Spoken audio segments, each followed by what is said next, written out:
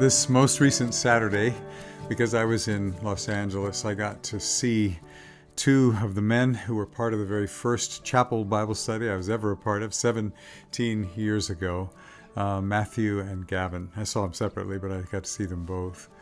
And each of them are very, very dear to me, each one.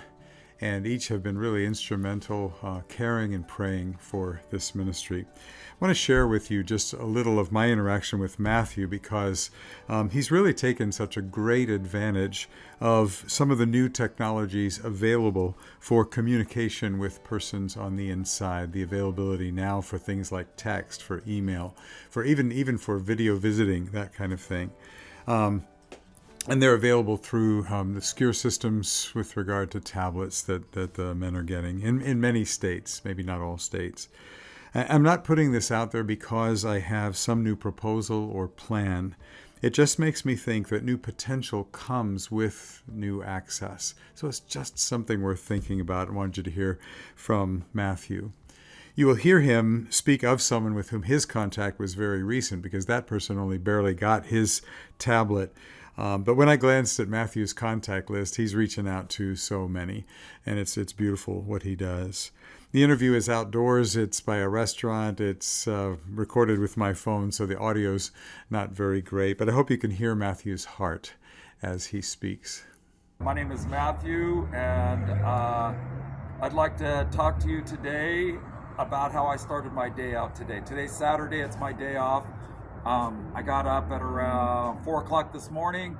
I did my devotions. I do another devotional with a friend of mine where we interact, we read the devotions, we go back and forth.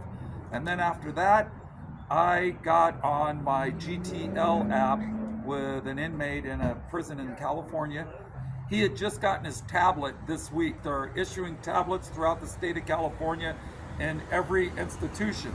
And before he got his tablet, I had known that they were giving them throughout each institution, so I tried to get ahead of all these institutions and make friends with them, accept them on GTL, and then I sent him an email before he got his tablet.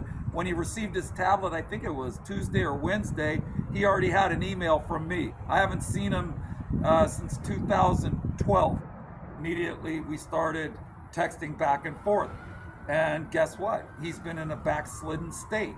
The last time I saw him in 2012, 2013, he was walking with the Lord, going to Bible studies, things like that.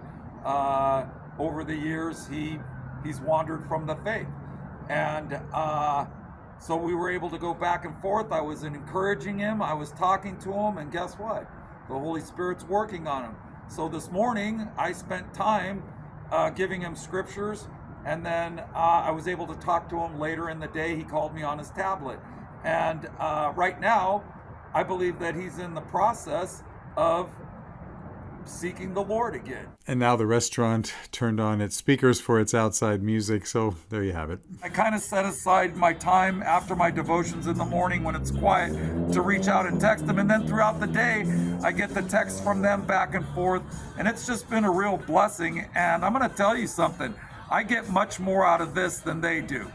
Well, I think I do. I don't know what it's like for them because they didn't have them when I was in there. Yeah. But I'm telling you this, I'm getting blessed by it, and I feel of service. I want to encourage you to step out, I'm going to challenge you to step out of your comfort zone. You don't have to give your phone number.